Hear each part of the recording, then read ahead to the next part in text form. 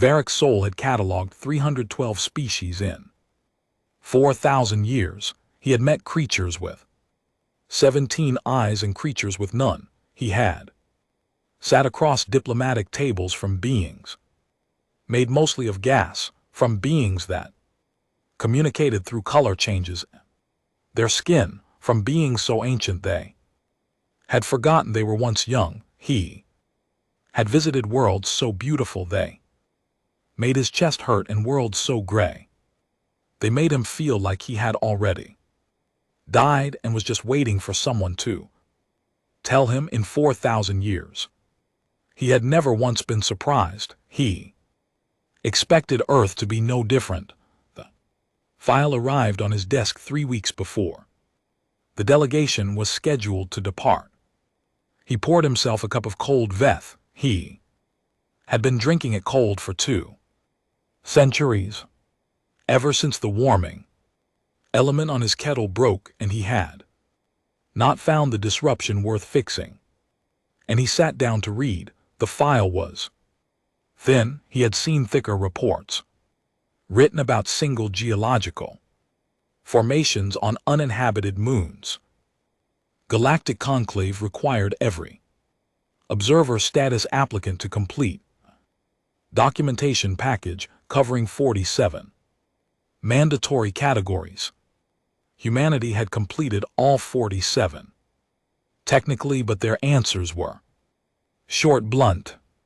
Some of them were so compressed that he found himself reading sentences that should have been paragraphs, and paragraphs that should have been full chapters, as if they had not quite understood that longer answers made better impressions, or as if they simply did not care about making an impression. He turned to Category 7, Dominant Philosophy of Cosmic Existence. This was the category where most species spend the most effort. The Keth wrote 40 pages, the Selhari wrote 70, the Drow, who had a warrior tradition going back 9,000 years and were very proud of having outgrown it, wrote 112. Humanity's answer was 4 words: we are still working on it. Varric's soul read it twice, then a third time. He sat back in his chair and looked at the ceiling for a moment, and then looked at the page again, as if one of them might have changed. It had not. He moved on. Category 31, History of Interspecies Conflict. This one was simple for most applicants. Most species, by the time they achieved spaceflight, had long settled their relationships with any other intelligent life in their home systems. Some had none to report. Answer was usually a list of treaties and a summary of how they were reached. Humanity's answer: none yet. We have not encountered other species prior to this process. He found the phrasing odd, none yet, not none yet, as if they were taking note of a category that was currently empty with the expectation that it might fill in later, as if conflict with other species was a thing they were simply waiting to get to. He filed the observation under cultural linguistics: possible translation error.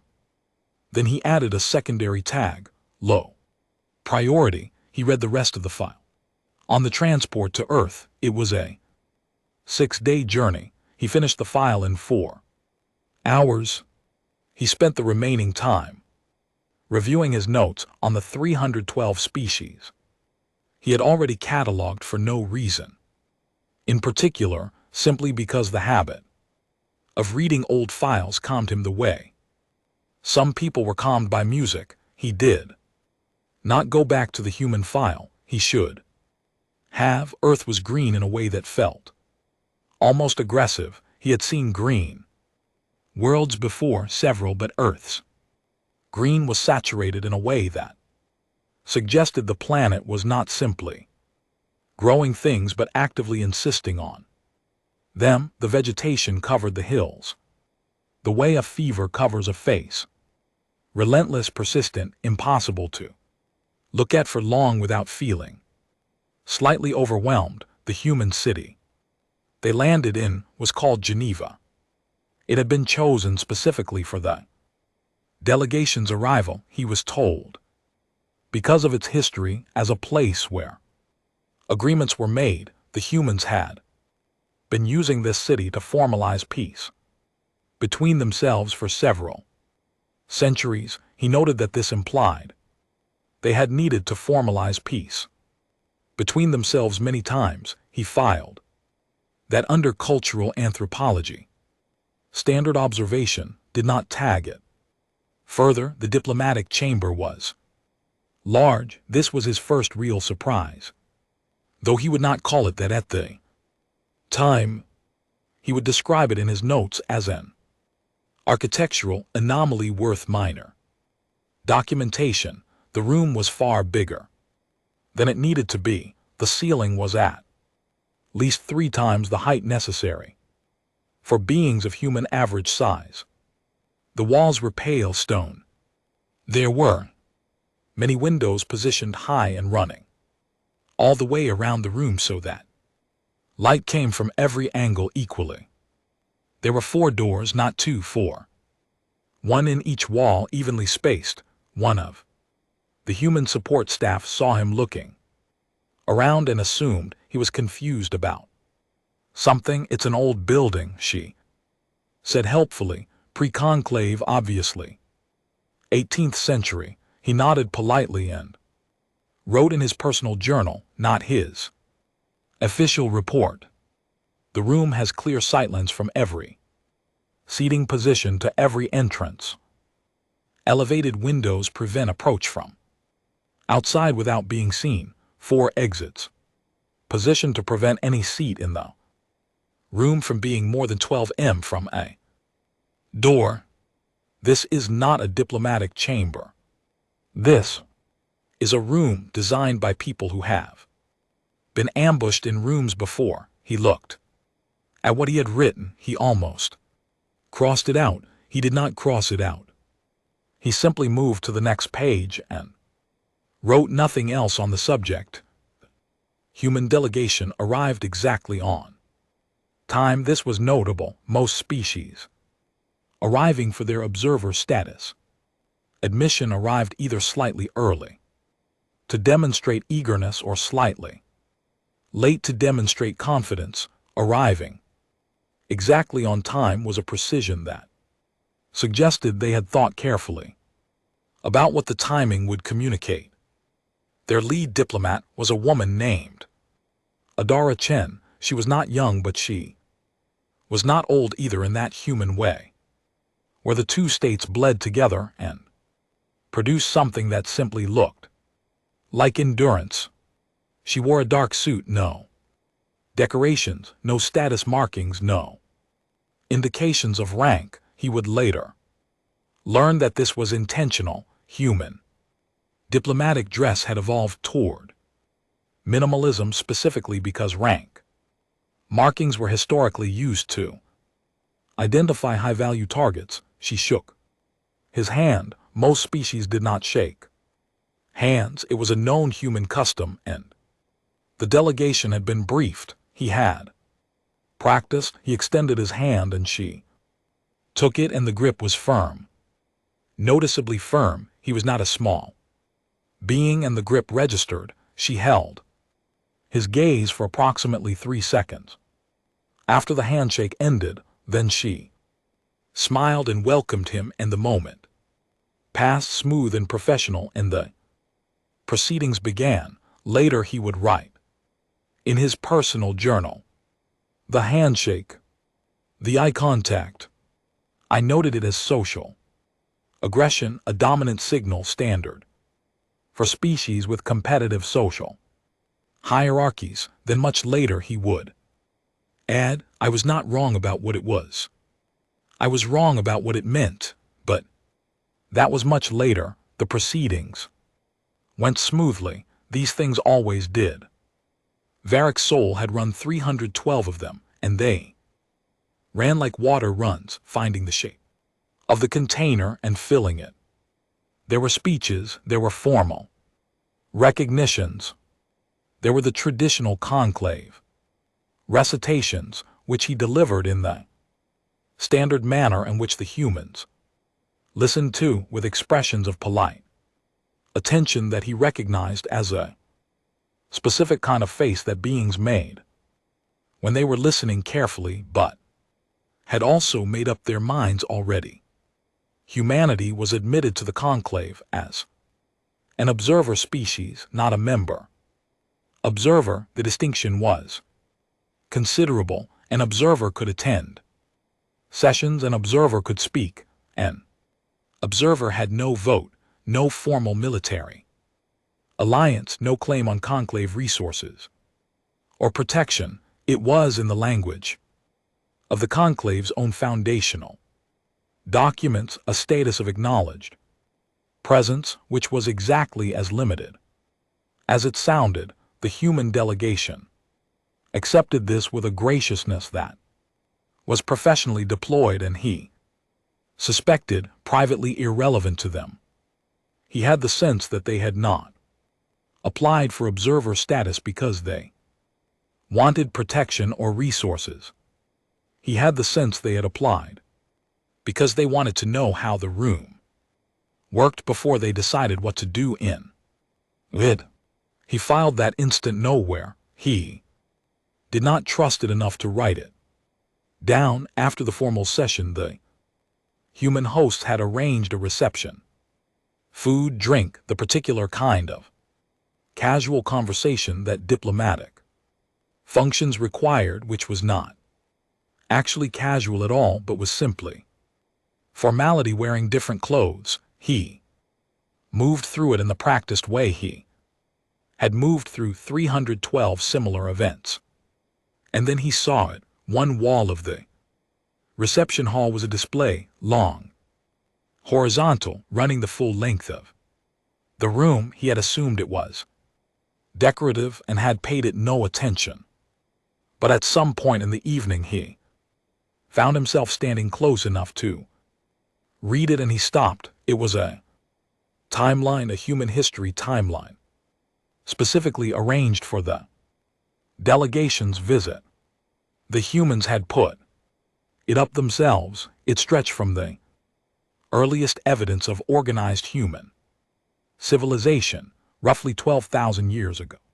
In their reckoning to the present, it was clearly designed to show progress, technological development, expansion, the arc of a species becoming more. He read it from left to right. The thing was, he could not find a gap between wars, not a real one. There were centuries where the conflicts were smaller, where they occupied less of the timeline's annotations, but from the very beginning of recorded human history to somewhere in the mid-21st century, there was no point at which humanity had been as a species entirely at peace with itself. One conflict ended and another began. Sometimes they overlapped. Sometimes in certain centuries they ran 3 and 4 and 5 at once in different parts of the same world simultaneously. He stood there for what he later calculated was 11 seconds. The humans had put this up. They had chosen this from all the things they could have displayed to show a visiting delegation a timeline of their wars in the welcome hall for the alien observers. They were trying to make a good impression on, and looking at the faces of the human staff moving through the room, the researchers, the junior diplomats, the cultural liaison officers. He saw no awareness that this was unusual, no embarrassment, no pride either, which would have been concerning in a different way. Simply, here is our history. These things happened. You should know. He thought about writing it down. He thought about what tag to give it. He settled finally on cultural dissonance, low priority. He moved away from the display. He picked up a glass of something cool and amber and sweet that a human waiter offered him, and he stood near a window and he looked out at the green city and he drank. The delegation departed the following morning. His official report on humanity was completed on the return journey. He was thorough. He was always thorough. He noted the planet's biosphere, its geopolitical structure, its technology level, its communication infrastructure, its energy production capacity. He noted that humanity had achieved faster than light travel approximately 200 years prior. He noted that their first Martian colony was 12 years old and had experienced 3 significant structural failures from which it had recovered each time. He noted that their unified global government was 40 years old, which was very young. He noted the handshake. He described it as a firm, tactile greeting consistent with a competitive social hierarchy standard for species transitioning out of dominance-based interaction patterns. He noted the diplomatic chamber and described it as architecturally traditional for the region and period. He did not note the timeline. He did not note the none yet. He did not note the 11 seconds he had spent standing in front of a wall of wars holding a drink, feeling something he did not have a clean word for. His conclusion was professional. It was precise. It was in the formal language of conclave documentation, exactly what was expected. Humanity observer status granted, species classification developing, technological trajectory accelerated, notable but not unprecedented, cultural development stayed, pre-philosophy, unified governance too recent to assess, long-term stability, dominant behavioral tendencies, competitive, goal-oriented, high social bonding coefficient, threat assessment not required, recommendation, standard monitor, protocol, no expedited attention necessary. He sealed the file. He sent it to the conclave archive. He poured himself a cold cup of eth because the warming element was still broken and he still had not fixed it, and he sat in his chair on the transport and closed his eyes. He thought about the timeline.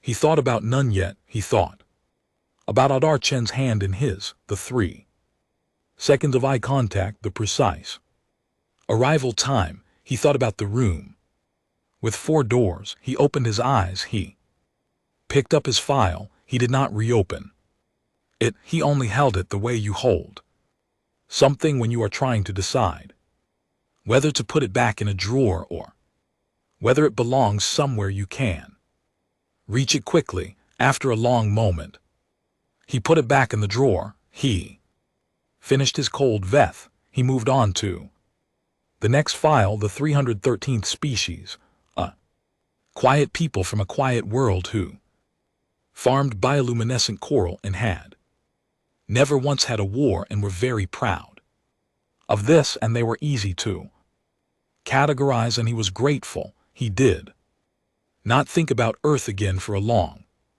time. When he did, it would not be his choice.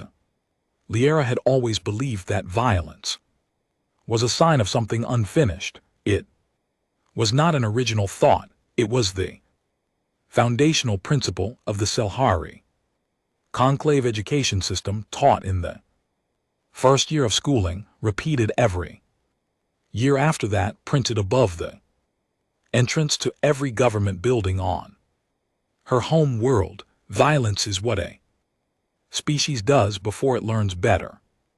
All advanced civilizations eventually put it down the way you put down a tool you no longer need. The Selhari had put it down on 800 years ago. They considered themselves average in this regard, maybe slightly behind the curve.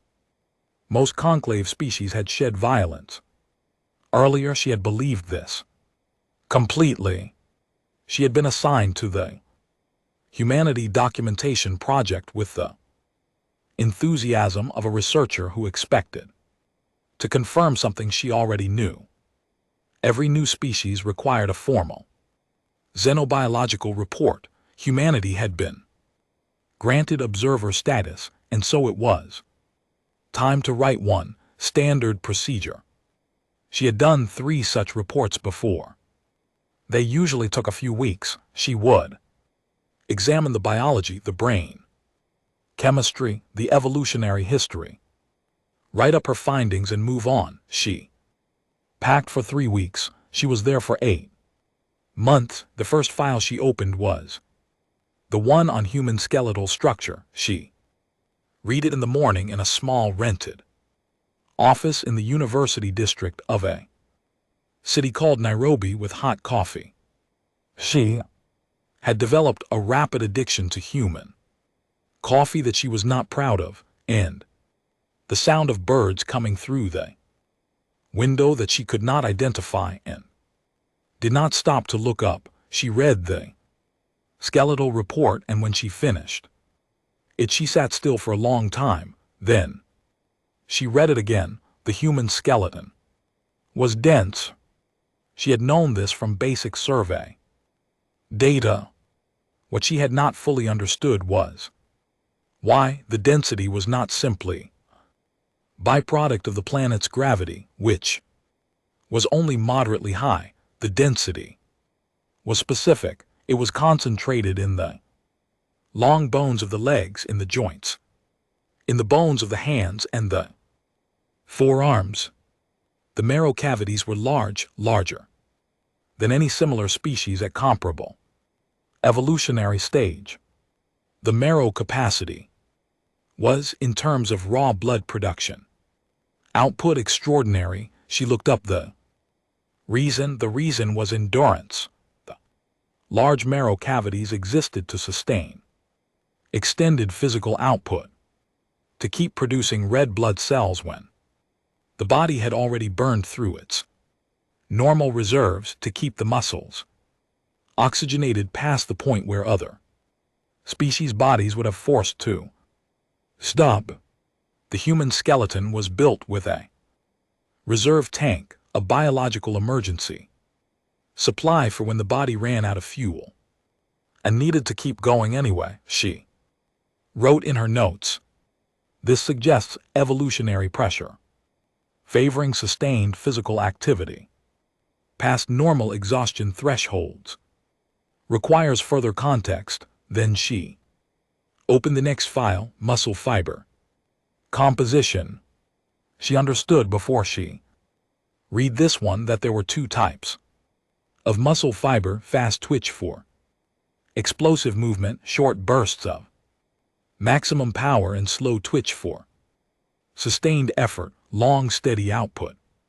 Over time, most species had a dominant type. It matched their ecological niche. Predators that hunted in short, fast sprints were mostly fast twitch. Species that traveled long distances as part of migration or foraging were mostly slow twitch. The balance between them was a biological signature. It told you how species had survived, what it had been built to do.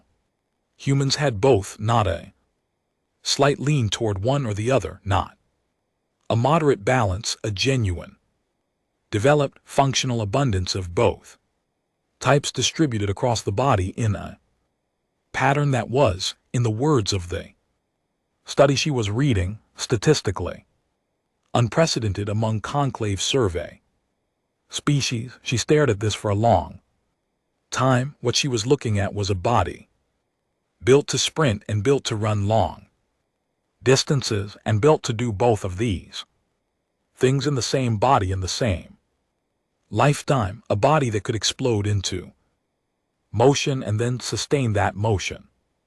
A body that could keep going after the explosion, that had reserves for when the reserves ran out, that had bones designed to not break under repeated impact, and muscles designed to not stop under sustained load. She wrote, what ecological pressure produces. This, she underlined it, she did not have an answer yet. She ordered more coffee and opened the next file. The pain tolerance studies were where she first started to feel something she did not have a comfortable word for. She read them carefully. She read them twice. She read several independently conducted studies because she thought the first one might be an outlier. It was not an outlier. The baseline pain threshold for most conclave species, the point at which the body's distress signal became overwhelming enough to prevent voluntary function, was fairly consistent across very different biologies. There were variations, but the general principle was the same. When the pain signal exceeded a certain level, voluntary control became impaired. The body protected itself. It slowed down, stopped, made clear's throat, the organism incapable of continuing, because continuing at that point was destruction. Humans did not work this way, or rather humans worked this way. But the threshold was dramatically, almost incomprehensibly higher. She read documented cases of humans completing physical tasks after sustaining injuries that would have rendered most conclave species unconscious, not unaware of the injury. They knew they were in pain. The pain was real and significant. They simply continued. One study examined human behavior following bone fractures. It found that a statistically significant percentage of humans with fractured bones in the extremities had completed the task they were engaged in before stopping to seek medical attention, not because they had not noticed, not because the fracture was minor, because they had made a choice. They had decided the task was more important than the signal from their own body saying stop. She read this and she looked out the window at the trees, and she thought, every species has a limit, a wall that the body builds, a thing the body says, here no further. This is where I protect you from yourself. She looked back at the file. Humans had the wall. They just treated it as a suggestion.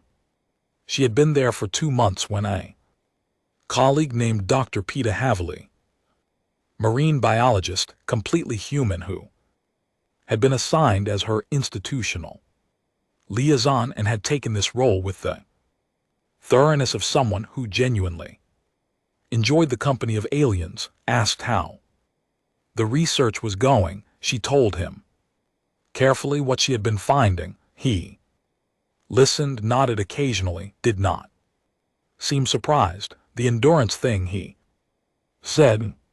Yeah, there's a theory about that called persistence hunting. She did not know this term. He explained it to her. He was a marine biologist, not an anthropologist, but he had clearly grown up knowing this the way she had grown up, knowing the conclave educational principles. It was something humans apparently just knew about themselves. The theory was this: early humans were not the fastest thing on their planet. Not even close. They could not outrun most of the large animals they hunted. What they could do, what nothing else on the planet could do, was keep going. They would pursue prey for hours, half a day, in the heat of the planet's primary star, which was extreme, across open ground at a pace that was not fast but did not stop. The prey animal, built for short, fast bursts of speed, would eventually overheat, would slow down, would stop because its body forced it to stop. The human would still be walking toward it. She sat with this for a moment. So you hunted by refusing to stop, she said. Pretty much, he said. She looked at him. He was eating a sandwich. He had kind eyes. He was completely unbothered by what he had just said, and this was how long ago, she asked. He thought about it. Couple million years, give or take. She nodded slowly and wrote nothing down, because she did not know where to put it. Yet the neurology files arrived in her fourth month, and she read them in a single sitting that lasted 11 hours. The stress response every known species had. 1. The mechanism varied, but the principle was consistent. Mortal danger triggered a physiological state that changed. Behavior increased certain capabilities. Temporarily narrowed focus prepared the body for emergency action. It was a survival mechanism, ancient, shared across most living things. What was not shared was what happened to humans. Inside that state, she read study after study, field reports, combat medical reports, accounts from humans describing their experience in life-threatening situations. She read about adrenaline and what it did to the human body and brain. She read about the narrowing of time perception. Humans in extreme danger often describe time slowing, their processing accelerating, the world becoming very clear and very simple and very manageable. This was documented in other species too, at lower intensity. What was not documented in other species was what she kept finding in the human accounts. The word that kept appearing, clarity. Not fear, not panic, not the desperate incoherence of an animal in mortal danger. Humans in extreme mortal danger. Repeatedly, across study after study, described a state of heightened clarity, of things suddenly being very simple, of knowing exactly what to do. Some described it as one of the most focused states they had ever been in. Some described it with what she recognized as genuine discomfort at their own honesty as almost pleasurable. She sent 3 excerpts to colleagues. She sent them without comment, just the raw text. She received 3 responses, all variations of surely this is measurement error. She emailed back a list of the studies, 14 of them, different research teams, different decade. She did not receive a response to that email. She read the wars in her 6th month. She had been avoiding them. She knew they were there. The timeline from the Geneva Welcome Hall had been sitting in the back of her mind since she had first seen a photograph of it in Variksom's formal report, which she had been given access to as part of her research clearance. He had described it as architectural decoration. In a footnote, she had looked at the photograph for a long time in thought, that is not decoration. She read every major human conflict from the beginning of recorded history to the present. She approached it scientifically. She took notes. She charted causation and frequency and geographic distribution. She tracked the technology from handheld stone to directed energy weapons in what was, geologically speaking, almost no time at all. She tracked the casualty counts. She tracked the patterns of resolution, which conflicts ended in negotiation, which in exhaustion, which in the annihilation of one side. She did not read it to judge. She read it to understand a single question. How does a species that does this to itself survive? And the answer she arrived at was quiet and terrible, and she sat with it for a long time before she wrote it down. The species survived because the ones who were not good at surviving the violence did not survive it. For tens of thousands of years, the humans who were weaker and slower and felt more pain and stopped sooner and were less able to function through mortal stress, they died in the conflicts or died because of the conflicts or were outcompeted by the ones who didn't die, and the ones who didn't die had children who were slightly more like them for tens of thousands of years, generation after generation. The species had been training itself without knowing it was training, without any intention behind it, simply by existing in conditions that selected over and over for the ones who could endure the conclaves. Peace was 9,000 years old. No conclave species had been under that kind of pressure for 9,000 years. Most for much longer. Humanity had been under it until, in geological terms. Last week, she interviewed the retired soldier in her 7th month. His name was Marcos. He was 63 years old, which was moderately old for human, and he had the look of someone who had been large and powerful in his youth and had settled into a comfortable version of that without losing the essential structure. He had kind eyes. He offered her tea and she accepted it, and they sat in his small garden in the afternoon light, and she liked him immediately, which made the conversation both easier and harder. She explained her research. He listened without interrupting, which she appreciated. She asked him what combat had felt like. She asked it carefully, aware that it was an intrusive question, offering him the option to decline. He did not decline. He looked at his tea for a long moment, turning the cup slowly in his hands. Then he said, like being completely alive, he said it quietly without dramatics, "I know that sounds." He started. "No," she said, "I read the studies. I understand. I'm not proud of it, that it felt that way. I know what it cost. I know what I saw. I'm not saying it was good. I know," she said. "But you asked," he said. She nodded. They sat in the garden for a while after that and did not say anything. Birds made sounds in the trees. The light moved slowly. He topped up her tea without being asked. She flew home and did not submit her report for 6 weeks. She sat in her apartment on her home world, and she looked at the mountains outside her window, clean gray. No wars in their history, a planet that had found peace so long ago that the concept of conflict was almost academic.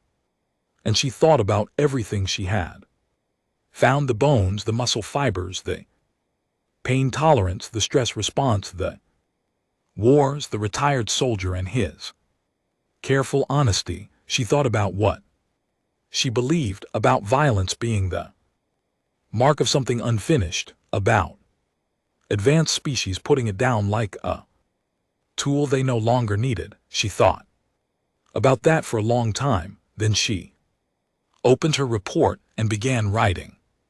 She wrote for 4 days without stopping for much besides coffee and sleep, because the report was large and thorough, and she had 8 months of findings to organize. When she reached the conclusion section, she stopped. She wrote the conclusion. She read it. She moved it to an appendix, Appendix C, which was the last appendix, which would be the last thing anyone read if they read it at all. The conclusion read, "Humanity has not evolved past violence. Humanity evolved through it. The distinction is significant. A species that has shed violence as unnecessary has never been tested the way humanity has been tested. A species that has survived violence as selection pressure carries the results of that test in its bones, its neurology, its pain response, its stress chemistry, and its psychology." The conclave's working model of civilizational advancement, wherein violence is a stage to be outgrown, does not adequately account for a species that did not outgrow violence but was instead shaped by it into something that cannot be straightforwardly categorized by existing frameworks. Reclassification is recommended. Priority. Urgent. She sealed the file. She sent it to the conclave. For 4 months nobody mentioned Appendix C. She had expected this. She had written Appendix C for the moment when someone eventually did. Commander Thaz Val had studied war for 60 years and had never fought one. This was not unusual. The conclave's member species had maintained a documented peace for 9,000 years. The draw, his people had been the last to join that peace, and joining it had required them to dismantle a military tradition that stretched back 20 millennia. They had done it slowly, carefully, with the grief and relief and complicated pride of a people, setting down something very heavy that they had been carrying for a very long time. The draw military existed now as a ceremonial institution and a practical one. Peacekeeping, disaster response, escort for deep space expeditions, real work, useful work, not war. Thosful had studied war the way scholars study extinct languages, with deep respect for the complexity of the thing, with a certain precision that came from understanding the subject at a remove from the safety of time and distance.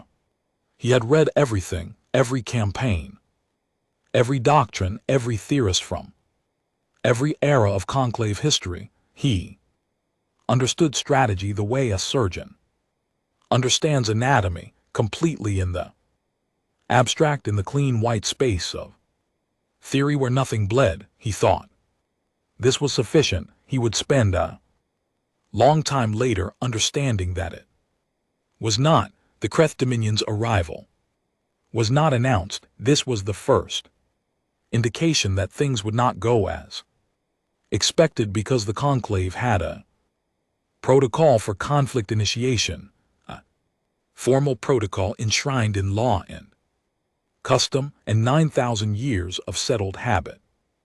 You made contact, you declared your grievance, you waited for a response.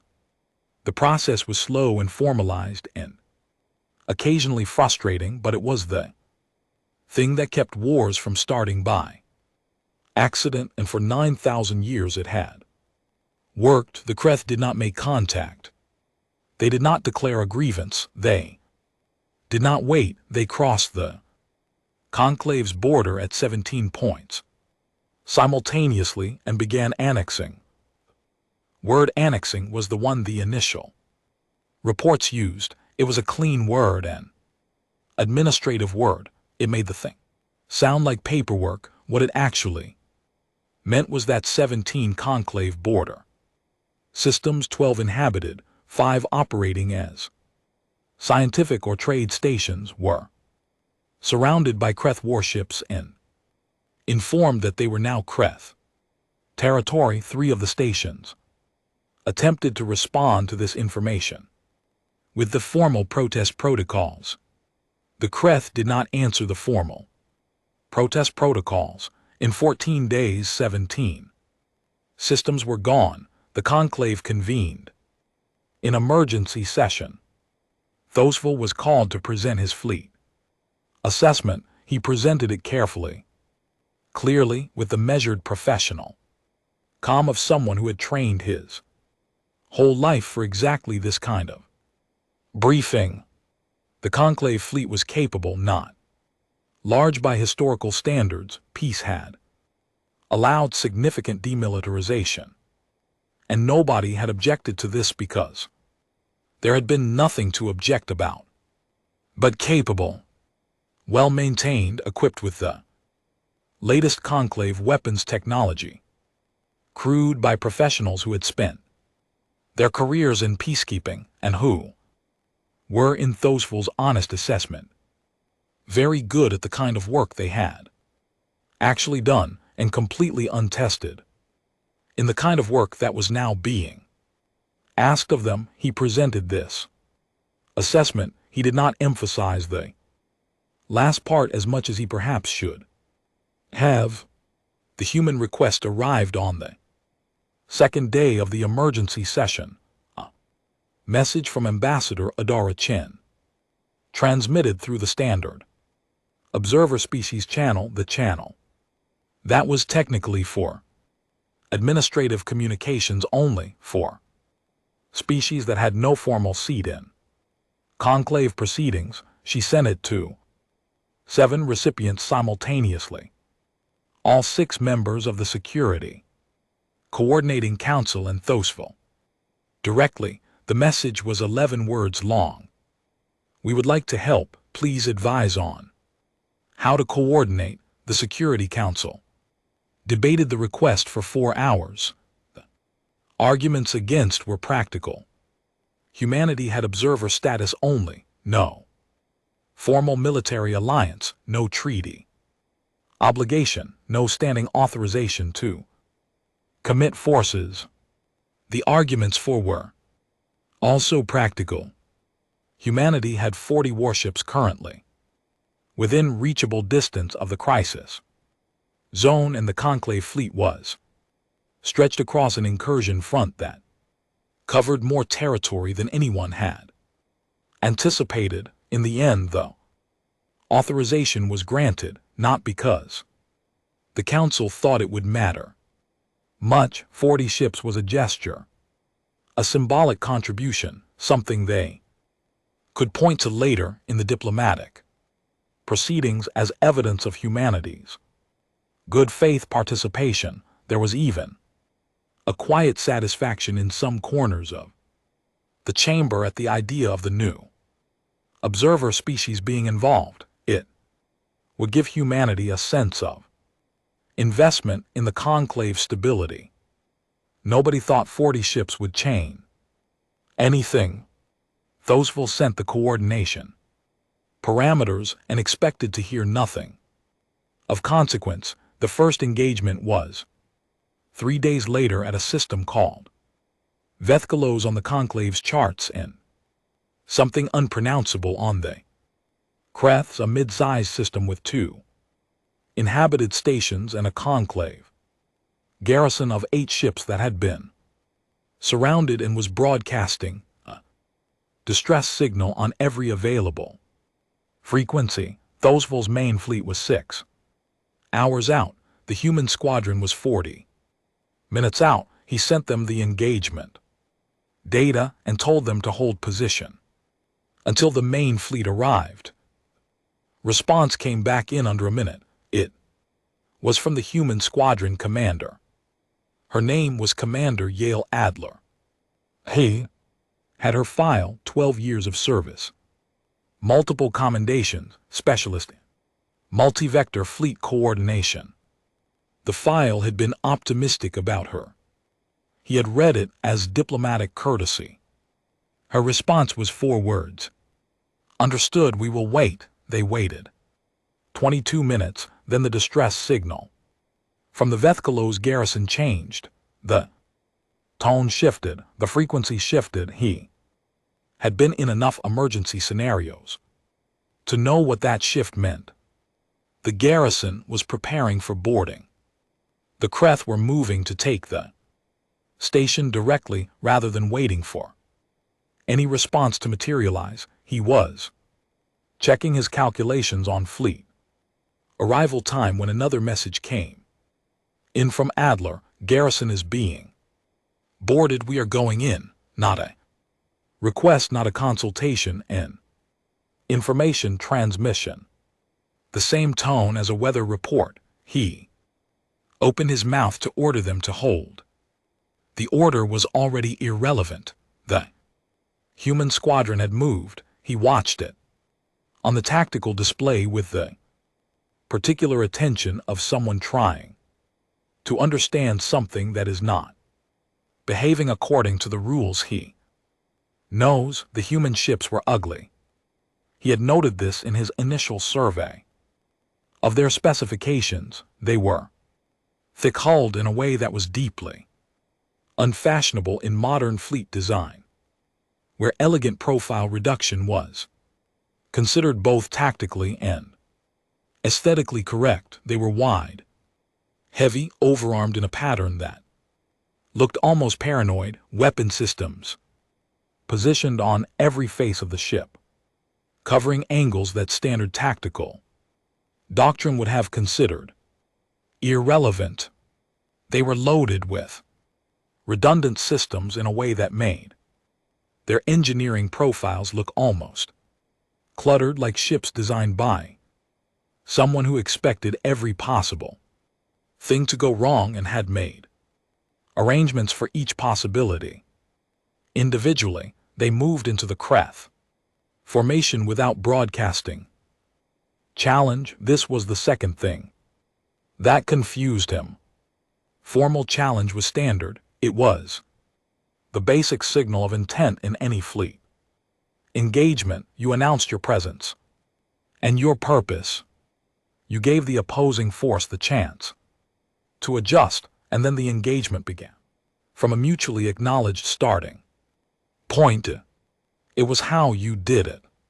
He had studied 1,000 battles, and they all began this way because this was how rational actors engaged. With acknowledgement, with declaration, with the clear establishment of what was happening. The human ships did not declare anything, they simply attacked.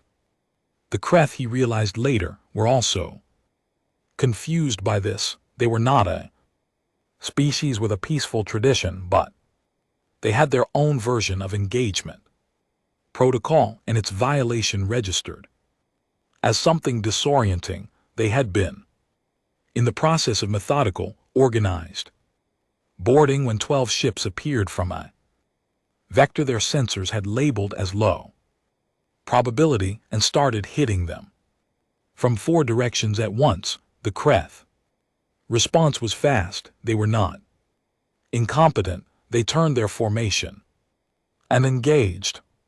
The first human ship to take a direct hit should have been done. Thosville watched his display. The hit was direct. It was significant. The energy discharge reading indicated severe damage to the port propulsion array. In any fleet he had trained with, in any engagement doctrine he had studied, that ship pulled back. It signaled impairment. It removed itself from the primary engagement zone and waited for assessment. The human ship kept moving forward. He thought his display was malfunctioning. He checked it. It was not malfunctioning. He pulled up the real-time telemetry from the human vessel. The propulsion array was damaged badly. They were compensating. On the telemetry, he could see power being rerouted in real time, manually, from secondary systems to keep thrust active on the remaining drives. He pulled up the internal camera feed because he needed to understand what he was seeing. There were humans crawling through the maintenance corridors of a ship that was actively under fire, physically rerouting power conduits by hand while the vessel continued to engage. The ship took a second hit, less severe. They were already compensating for the first one. They simply extended the compensation to cover the second and continued. He sat back in his chair and looked at his display for a long moment. He thought, what doctrine is this? He found out what doctrine it was 3 hours later, sitting in his ready room with a cold cup of something, looking at the tactical replay on his screen. He had requested a full breakdown of the human squadron's engagement pattern. He wanted to understand what he had watched.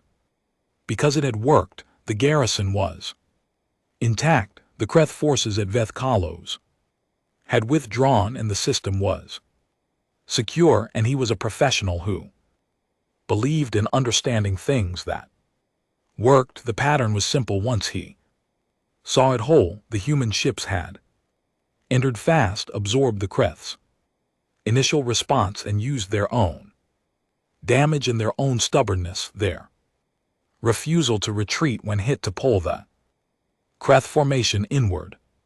The Kreth had moved to pursue to finish damaged vessels, which is what you do when ships are damaged. It is the correct tactical response, but the human ships had not behaved like damaged ships. They had slowed down just enough to keep the Kreth following, compressing the Kreth formation inward, pulling their attention, and then the flanking elements of the human squadron had folded in from both sides. Simultaneously, he looked up the formation. It had a name, an old name from human history, Cana, a battle fought by humans against other humans on a single continent of their own world, approximately 2,200 years before they had electricity.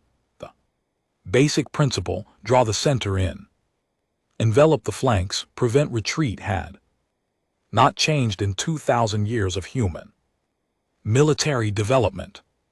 They had invented it before they had metal tools capable of anything more than hand-to-hand range. They had still been using it when they reached the stars. He looked at the name for a long time, then he pulled Lyra's xenobiological report. He read it, all of it. He found Appendix C at the end and read it twice. The campaign lasted 6 more weeks. He coordinated with Adler's squadron for all of it. This coordination was, initially, extremely frustrating, because human tactical communication did not follow Conclave Standard Protocol. Conclave Standard Protocol was formal, layered, designed to eliminate ambiguity. Through precision and specificity, you stated your position, your intent, your expected outcome, your contingency options, and your timeline. Adler's communications were short, sometimes very short, moving to flank, cover our exit. They're clustering on your position. Push through, don't wait for us. Go. The first few times he had asked for clarification, she had sounded across the comms channel, mildly impatient with the need for clarification, as if the situation were self-explaining and the words she had sent were the necessary and sufficient description of what was required. She was not rude about it, she simply did not understand, on some deep level, why he needed more information than she had given him. He had begun by the 3rd week to understand her communications. He was not proud of how long it had taken. What he came to understand was this: Adler did not send long messages because she did not have long messages to send. She looked at a situation and she saw what needed to happen, and she sent that and expected it to be done. There was no gap between assessment and decision, no consultation, no formal weighing of options. She saw, she decided, she acted. He had studied this in the historical texts. He had read about commanders who operated this way. He had read the psychological literature on rapid tactical cognition. He had thought for 60 years that he understood it. He had not understood it. He had understood it the way you understand swimming before you are ever in the water. In the 5th week, a Kreth cruiser got through the outer engagement line and reached a civilian transport carrying 4,000 Selhari heading to a border colony. The cruiser's weapons powered up. Its intent was clear. The nearest conclave ship was those Vale's own command vessel. He calculated the intercept time. He began issuing orders. He was still issuing orders when the human ship, Adler's own ship, which had already taken 3 significant hits in the previous 2 days and by rights should have been pulled back for assessment, crossed his screen at a speed that his Sensors briefly flagged as an error, because it did not align with what his damage assessment said the ship was capable of. The human ship put itself between the Kreth cruiser and the civilian transport, that was all. No complicated maneuver, no tactical elegance, just a damaged ship moving to a position where it would have to be destroyed before the transport could be touched. The Kreth cruiser fired. The human ship took it. It did not stop. He would think about this moment for a very long time. The sensor data showed the human ship sustained damage, that is damage assessment algorithms evaluated at 63%. Mission capability loss, the algorithm said. This ship is no longer an effective combat asset. The ship disagreed with the algorithms. It returned fire. And those Vale who had studied war for 60 years, who knew every doctrine, every formation, every theory of engagement that had ever been committed to writing by any species in the conclave, those Vale crossed the distance at full speed to assist, and he found himself doing it not because his tactical assessment said it was optimal, but because watching that damaged, stubborn, stupid, magnificent ship refused to stop had done something to his calculations that he could not explain with the formal language of. Kreth withdrew from the border on the 41st day. Their commanders sent a formal communication requesting ceasefire terms. Those Vale handled the response with the precise professionalism of someone who had trained for this moment, even though he had never expected to live it. After the terms were transmitted and acknowledged, he opened a channel to Adler. He wanted to issue a formal commendation. This was protocol. He had the language prepared. He had the correct form of words. She answered the channel. Her voice was tired, the deep, flat, used up, tired of someone who had been running on something other than rest for 6 weeks and had finally put it down. He issued the commendation. She received it with a brief and genuine thanks. Then he asked the question, not the formal one, the other one. Why did you do it? He said. Transport, you were already severely damaged. There were other ships in range. You were not the optimal choice. Down. She was quiet for a moment. There were 4,000 people on that transport, she said. Yes.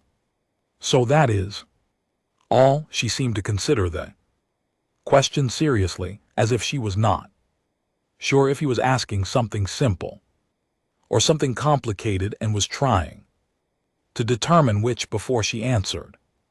Yeah, she said finally. That's usually enough. He closed the channel.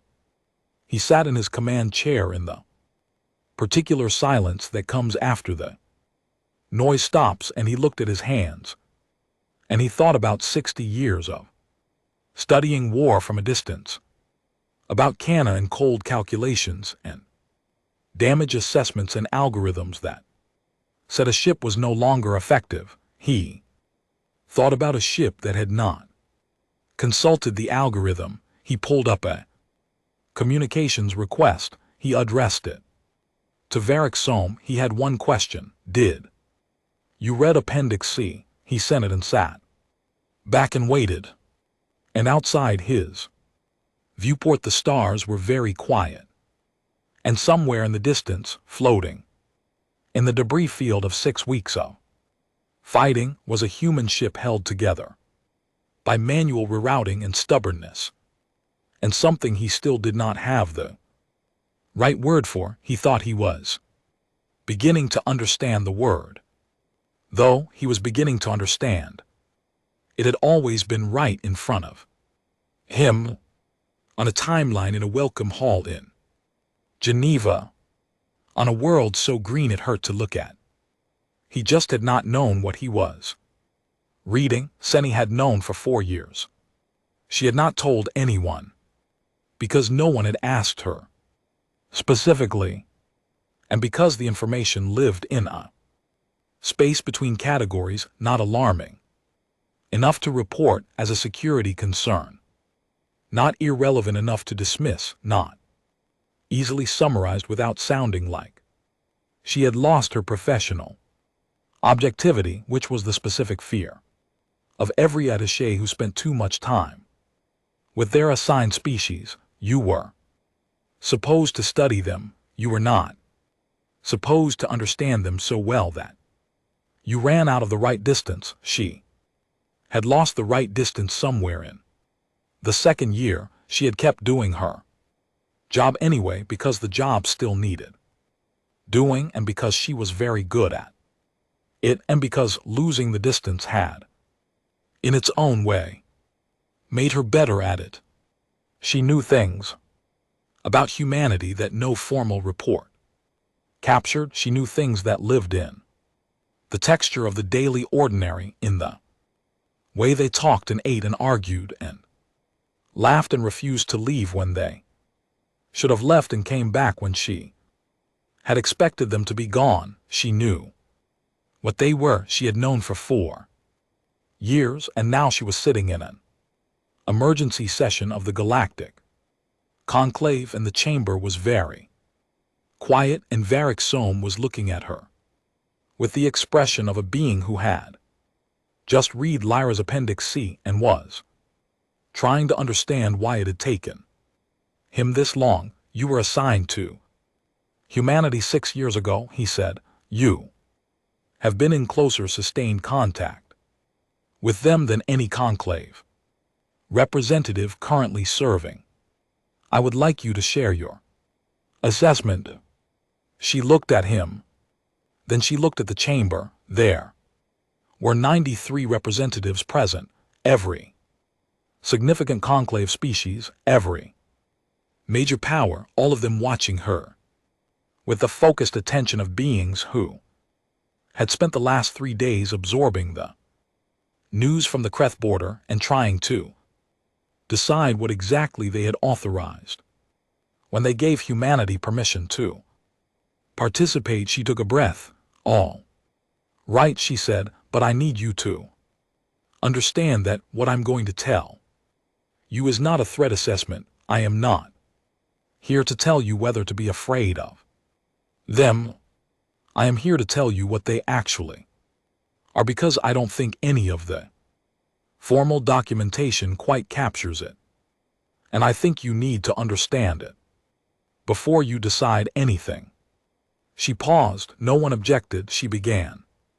She told them about the children first, not because it was the most strategically relevant thing, because it was the thing that had changed her, understanding the fastest in the earliest days when she had still been doing her job from the correct distance and cataloging observations with proper professional detachment. She had been invited to a social event. This was standard for attaches. Integration with civilian life was encouraged. The event was something humans called a birthday party, a celebration of the anniversary of a person's birth, which they held every year, which she had found charmingly excessive before she understood the reasoning. The child whose birthday it was had become sick. Not seriously, a mild respiratory infection, the kind that passed in a day or two with rest, but sick enough that the child had been put to bed and the party had been adjusted, and the parents had taken turns sitting with the child. Through the night she had observed this. She had thought initially that it was a cultural ritual, some formalized response to illness. She had asked a human colleague the next day in the most casual terms she could manage whether this was a standard practice. Her colleague had looked at her as if she had asked something slightly strange. If your kid is sick, her colleague said slowly, you sit with Them the whole night, yeah, of course, she had thought about this for days. The parent had been visibly exhausted the following morning, had not slept, had gone directly from a night of sitting with a mildly ill child to a full day of work without complaint, had, in fact, seemed almost confused when Sene expressed sympathy about the lack of sleep, as if the sympathy were misdirected, as if sitting up through the night was simply the thing that was done and therefore not a hardship worth noting. She told the chamber, there is a human word, vigil. It means to keep watch over someone through the night. In their history, it was originally a religious observance, but they use it now for secular purposes too. For sitting with the ill, for sitting with the dying, for sitting simply with someone who should not be alone. They do not regard this as sacrifice. They regard it as a minimum, the floor of what you owe someone who is vulnerable. She paused to let this sit. A species that does not sleep when its young are threatened, she said, is not a species you categorize simply by examining its weapons. She told them about the laughter. This one was harder to explain. She had struggled with it for years. She still struggled with it. 6 months into her posting, there had been a serious incident aboard a human research vessel she was traveling on. Catastrophic mechanical failure in one of the life support systems, not fatal. The backup systems had activated, but serious enough that for approximately 40 minutes the situation had been genuinely uncertain.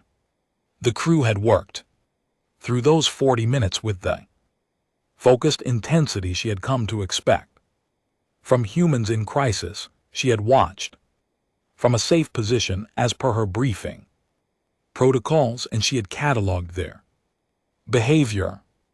Calm, efficient, rapid, coordinated, all expected. What she had not expected was the joke in the middle of the crisis, with oxygen levels still not fully stabilized and 3 crew members still working physically in a damaged section of the ship. One of them had said something she had not caught the full content because it was delivered fast in a regional dialect she was still learning, but the crew had laughed, not nervous laughter, not the hysterical laughter of people whose composure was breaking, genuine laughter, the real kind, brief, sharp, and then gone, and then back to work. She had reviewed the audio logs afterward. The joke was not particularly funny. It was not even a complete joke, more of an observation, a dark one, about the irony of their situation, but the laughter had been real. She had spent considerable time trying to understand this. What she had eventually concluded was this: the laughter was not a failure of seriousness, it was evidence of something she did not have a clean translation for, a quality that allowed a human in a dangerous situation to hold the danger at arm's length long enough to see the absurdity of it, not because they did not understand the danger, because they understood it completely and had decided in that moment that it did not get to be the only thing in the room. They laugh, she told the chamber, at things that are trying to kill them. Not always, not everyone, but often. Enough that I stopped being surprised by it and started understanding it as a tool, a thing they reach for when the pressure becomes a certain kind of unbearable. They make it small by making it funny, and then they keep working. She saw some faces in the chamber that were not following her. She tried a different way. You are afraid of what they might do, she said. I understand that. I'm trying to tell you what they actually are, and part of what they are is a species that can be terrified and exhausted and injured and still find a moment to make each other laugh. I have watched them do this. I know what it looks like.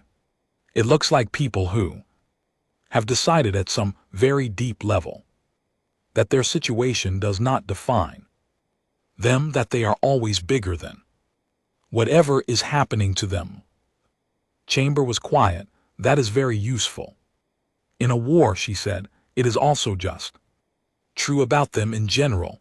On ordinary days with ordinary problems, they are the same species. She told them about how they mourned. This was the part she had been most afraid to include because it was the part that had in her second year broken her professional distance and never quite given it back. Sene's home world had been destroyed before the conclave, before the peace.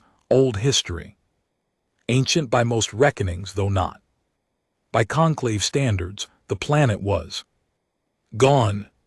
The people were scattered across 7 different systems, integrated into conclave civilization, technically thriving. The grief was old enough that most people who weren't Marathi didn't know to ask about it, and most Marathi had learned not to bring it up because the grief was old and the present was good, and there was no practical point in doing anything with it. She did not talk about her home world. She talked about human grief instead. She told them about the monuments every human civilization across every culture had built them, structures whose sole purpose was to hold the names of the dead soldiers, victims of disasters, people taken by sickness, large stone walls covered in names, entire cities built around an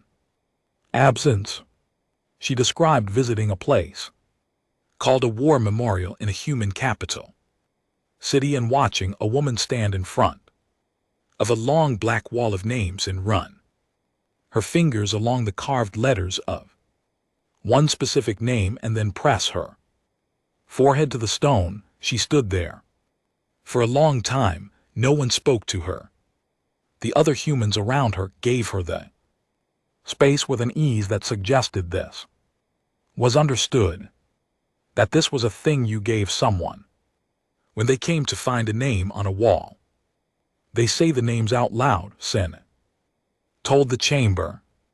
On the anniversaries of losses, publicly, they gather and they say the names of the dead one by one, all of them, however many there are, however long it takes, so that the dead do not become numbers, so that the dead do not become abstract. She stopped for a moment.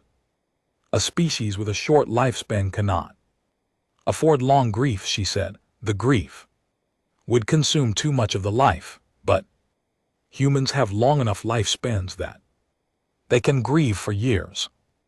Only they can build their grief into their architecture, into their ceremonies, into the way they mark time. They carry their dead with them indefinitely because they have decided that the dead are worth caring.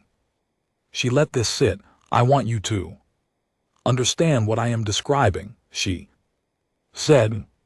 I am describing a species that feels lost deeply and permanently and publicly, and that still fights. Not because they do not understand what they are risking, because they understand exactly what they are risking, and they have decided that some things are worth risking it for anyway. Varixome spoke. Envoy Sene, he said, with the particular careful precision of someone choosing words that might become part of the formal record. You have described their emotional texture with considerable depth, but the chamber's primary concern is tactical. Following the Kreth engagement, we are faced with the question of humanity's formal military integration into the Conclave's defense structure. And before that question can be answered, the chamber would like to know your Assessment of the following. Are they a threat to the conclave? She looked at him. The chamber waited. She had known this question was coming. She had been preparing for it for 6 years in the back of her mind, in the way you prepare for a conversation that you know is coming but can't quite start. She had prepared 3 different versions of an answer: a diplomatic answer, a technical answer, an honest answer. She had decided on the transport coming here to give the honest one. They saved 17 systems, she said. They saved the Selhari transport. They took losses they were not required to take for species they have known for less than 3 years because someone had to, and they were there. That was not the question, Varixome said. No, she agreed, it wasn't. She was quiet for a moment. The question you are asking, she said, is whether they will ever point what they are at us, whether the thing that stopped the Kreth could become the thing that threatens the conclave itself. And I understand why you are asking it. It is a reasonable thing to be afraid of. She looked around the chamber. But I want you to consider something. You built this conclave 9,000 years ago. You built it to be the alternative to the thing you were afraid of. You built it so that species would not have to fight each other, so that the war that ended the Harath would be the last war. You built it because you knew what that kind of violence cost, and you decided the cost was too high. She paused. Humanity has been fighting for as long as they have been human. They have fought each other for resources and ideology and territory, and sometimes just because they could, they have lost unimaginable numbers of their own people in conflicts that in retrospect they themselves describe as pointless. They know this. They are not unaware of what they have been. They have built museums to the worst things they have done to each other. They have written the names of every person the worst things cost. They carry it. She looked at Varixome. And in the first test they faced on behalf of people they owed nothing to, they put themselves between those people and the danger without being asked, without a treaty obligation, without any formal structure requiring them to do it. She stopped. They are not the Harath, she said quietly. The Harath fought because they could not stop. Humanity fights because they decide to, and the first time they had to decide with the whole galaxy watching, they decided to protect. Chamber was silent. She sat down. She had not answered the question directly. She knew she had not answered the question directly. She had given them everything around the answer and left the answer itself in the empty space in the middle, where they would have to find it themselves. Varixome looked at her for a long moment. Then he turned to the chamber and opened the formal session.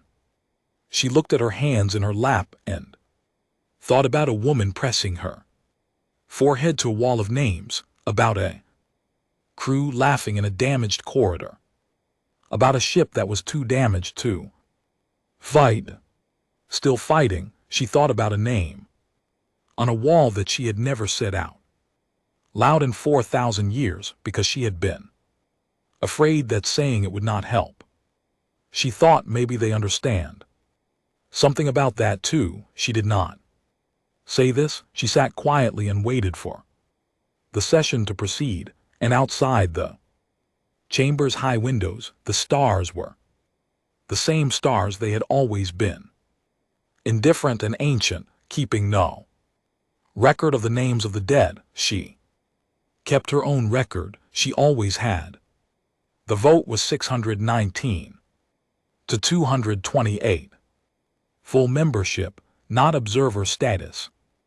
not provisional admission with conditions, full membership in the Galactic Conclave with all rights, responsibilities, and formal treaty. Protections that entailed humanity had been an observer species for less than 2 years. Varixome had processed 312 membership admissions in 4,000 years. The fastest previous admission, though. Selhari, who had been aggressively pursuing membership for decades and had submitted a documentation package so thorough it required a separate storage archive, had taken 4 years. The average was 11. He filed the paperwork for humanity in the empty chamber at the end of the day. Everyone else had gone home. The session had ended. The vote had been recorded. The delegations had dispersed to their transport arrangements and their diplomatic receptions and their private conversations about what this meant. The chamber staff had cleaned and shut down the formal systems, leaving only the archival station active and the emergency lighting on, which cast the room in a pale blue that made everything look like it was underwater. He sat at the archival station and completed the documentation package. The package was thorough. He was always thorough. He had not become the longest-serving conclave archivist in institutional history by being anything less than thorough. He checked every field, cross-referenced every category, verified that the correct treaty language was appended in all 47 required sections. When he reached the species classification field, he paused. It was a drop-down menu, standardized categories, the same ones that had been in use for most of the conclave's 9,000 years of formal operation. He had used the same menu 312 times.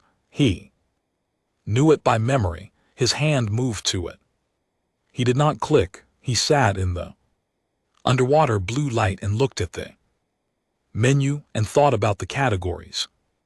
And the categories looked back at him like old familiar furniture that had always fit the room. They did not fit this. He had pulled his original file on humanity 3 days ago, the one he had written on the transport back from Earth, 4 cold cups of Veth and 6 days of careful professional distance, and 47 completed categories, and a conclusion that he now read with the particular quality of attention that you give to something you wrote before you understood what you were writing about. Minor species, pre-philosophy, no threat. Assessment required. He read it twice. He had been doing this job for 4,000 years. In 4,000 years, he had never once written a species classification that required significant revision. He wrote careful things. He wrote accurate things. He took his time and he was thorough, and his files did not require revision. This one required revision. He had understood this in stages. First, Lyra's report Appendix C, which those Val had forwarded to him with a message that was 3 words long. Did you read this? Then the tactical reports from Vethkalos, then Sani's testimony, then the vote.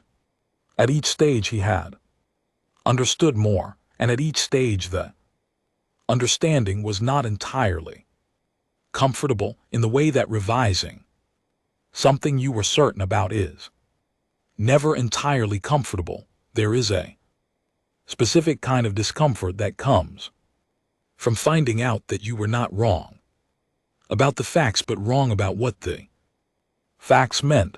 It is different from simply being wrong. In some ways it is harder. He had been right that humanity was a minor species in terms of its conclave footprint.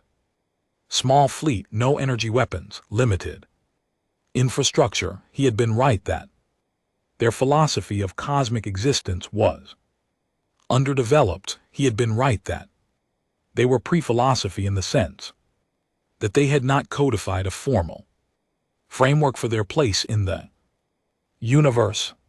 He had been wrong about what pre-philosophy meant. He had assumed it meant not yet mature, not yet arrived at the settled conclusions that advanced species arrived at. Still in the messy early stages, what it actually meant in humanity's case was they were too busy doing things to spend much time writing systems about why doing things was correct. The philosophy was not absent, it was distributed. It lived in the woman pressing her forehead to a wall of names, in a crew laughing in a damaged corridor, in 11 words sent through an observer channel that was technically only for administrative communications. We would like to help, please advise on how to coordinate. He had read those 11 words at the time as diplomatic positioning, as a new species finding ways to be visible, to be useful, to accumulate the goodwill that would eventually translate into formal standing. He read them now for what they were. We would like to help, not we would like to demonstrate capability, not we would like to formalize an alliance, not we assess strategic advantage in participation. We would like to help. That was the whole sentence, that was the whole thought. He thought about the wrath. He always thought about the wrath eventually.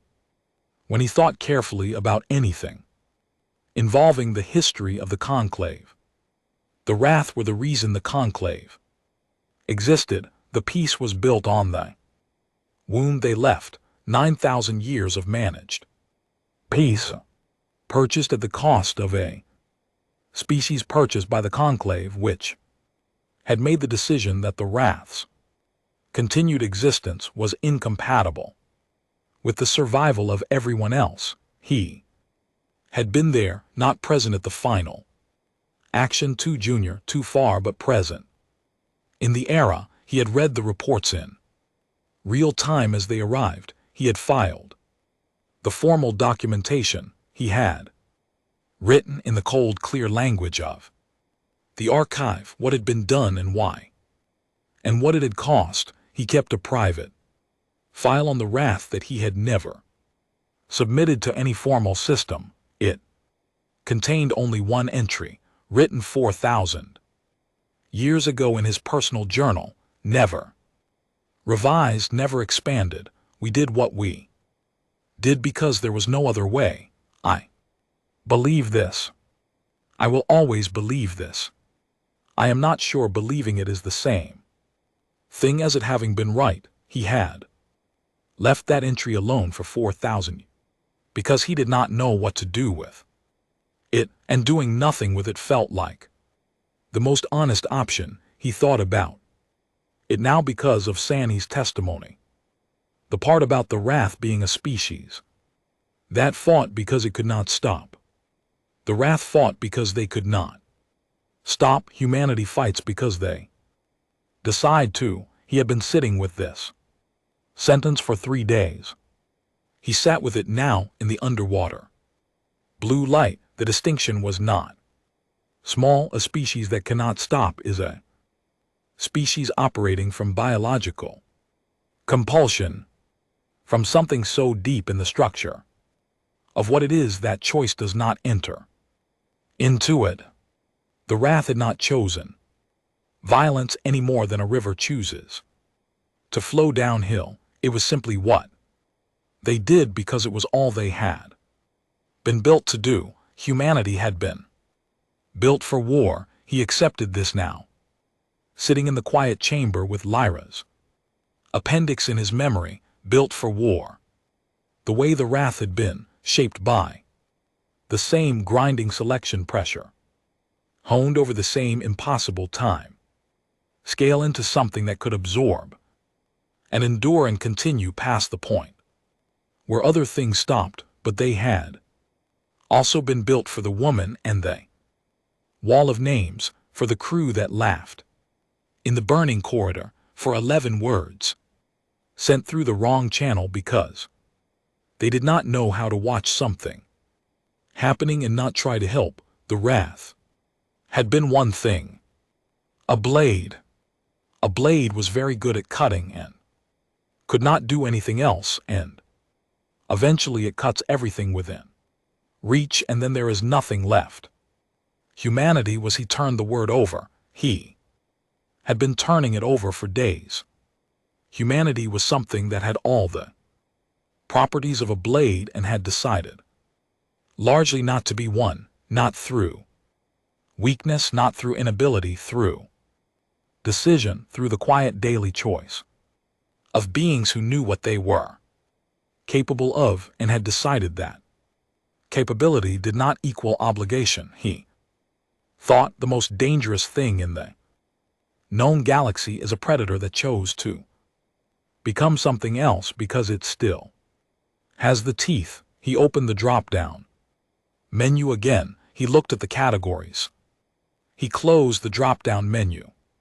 He opened a new text field, the notes section of the formal admission file, which was technically optional and almost never used by anyone because the categories were considered sufficient, and he began typing. He wrote for a long time. He wrote about the skeleton files and the pain tolerance studies. He wrote about Canny and a ship that refused to stop. He wrote about 11 words and a woman and a wall. He wrote about Cena and what she had not said and what she had meant by not saying it, which he had understood only afterward, sitting in the empty chamber thinking about 4,000 years of careful categorization and the specific quality of being wrong about what something means. He wrote about his own report, minor species, no threat. Assessment required. He did not apologize for it. He did not revise it. He simply noted it and noted the date and noted what he understood now that he had not understood then. He saved the notes, then he went back to the classification field. He selected the nearest applicable category, the one that said in the formal language of the conclave taxonomy, emerging strategic partner assessment ongoing. He looked at it. He did not love it. It was not accurate. It was approximate, but 4,000 years had taught him that the archive was better served by approximate honesty than by false precision, and the honest truth was that he did not have a category that fit, and creating a new category required a proposal and a review committee, and at minimum 6 months of formal consideration, and the file needed to be completed tonight. He saved the classification. He stood up. The corridor outside the chamber was quiet. The building kept late hours. The support staff worked in shifts. There were always people somewhere, but this wing at this hour was empty. His footsteps were the only sound. He walked slowly. He often walked slowly. It was not age. His species did not age the way most species aged. It was simply the habit of someone who had been walking for 4,000 years and had stopped needing to arrive anywhere quickly. He was almost to the exterior door when he heard it. Movement, the soft sound of someone in the small waiting area at the end of the corridor, the room with the low chairs and the table and the large window that looked out over the conclave's formal gardens. He glanced in as he passed. Human, young, early in their career, by the look of it, mid-20s in their own reckoning, which was very young by almost any standard, a junior diplomatic attaché. Based on the identification badge, he recognized the face from the edges of the day's proceedings, one of the people who stood at the back of rooms and handed documents to people who needed documents and made sure things ran. Essential work, invisible work, the kind of work that kept everything functioning, and that no one noticed until it stopped. She was sitting in one of the low chairs. On the table beside her was a small container of food, something portable, the kind of thing you brought from home when you expected a long day, and a data reader which she had set face down on the table and was apparently not currently reading.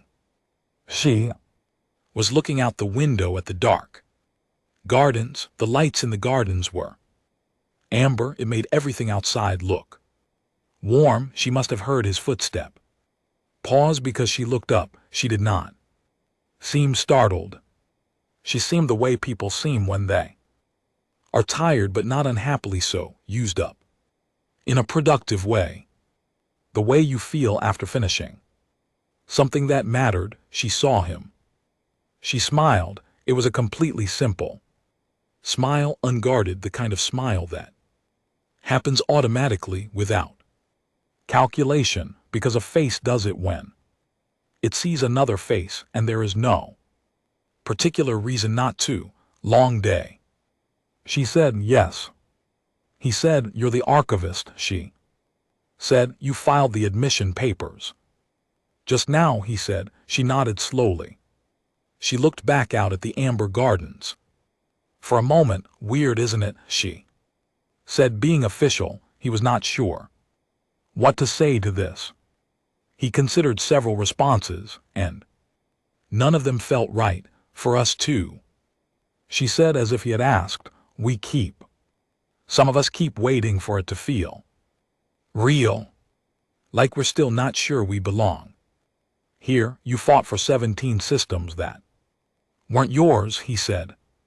You belonged here before the vote. She looked at him again. The smile came back, slightly different this time. Smaller, more real. Don't tell the Security Council that, she said. They're still writing it up. He found himself doing something he had not expected to do. He almost smiled. It was a near thing. It did not quite complete itself, but the machinery of it moved, which was more than had happened in a very long time. Go home, he told her. Sleep in a minute, she said. She picked up her container of food. You want some? It's cold, but it's good. He looked at the container. He thought about 4,000 years of cold veth in a warming element he had never fixed. What is it? He asked. Rice, she said, in some other stuff. My grandmother's recipe. I always make too much. He sat down in the chair across from her. She handed him a portion in a small side container. He ate it. It was cold. It was made of ingredients he could not entirely identify. It was for reasons that were probably more about the hour and the day and the amber gardens than about the food itself. Quite good. They sat there for a while. The junior diplomat looked out the window.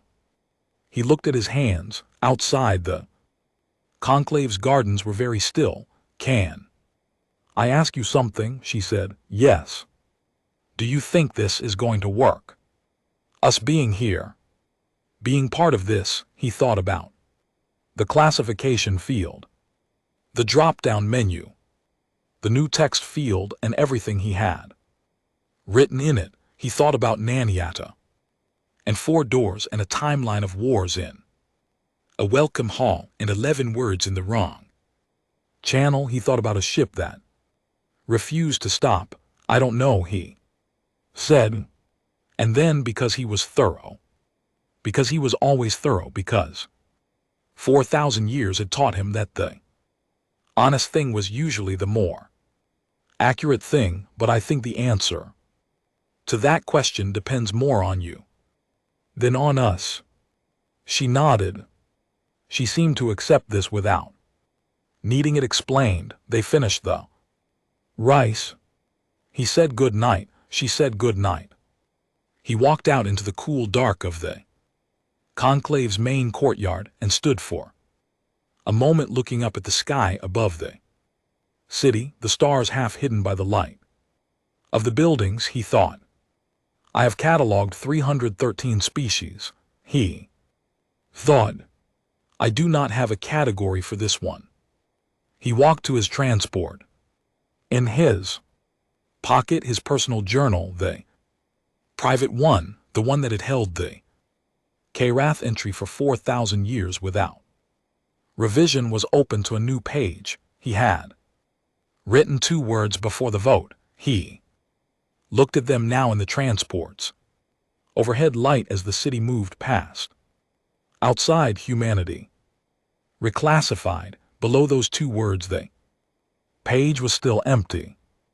The classification field, like the one in the formal archive, was still blank.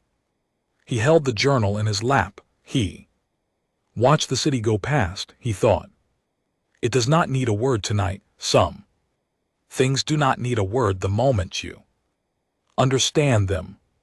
Some things need time to find their name. He closed the journal. He looked out the window. He thought about all the species he had known, the ones who had been afraid, the ones who had been proud, the ones who had come into the conclave chamber with their history in a file and their hope held carefully in front of them like something fragile. He thought about a junior diplomat eating cold rice in an empty corridor after a very long day, looking out at amber gardens, asking if this was going to work. He thought about what he had said. It depends more on you than on us. He thought, I believe that. I have believed things for 4,000 years and been wrong about some of them. I believe this one. The transport moved through the quiet city. The stars did their ancient, indifferent work above the buildings. The journal stayed closed. The page stayed empty. Some things take time to find their name. He was patient. And he had always been patient. He could wait.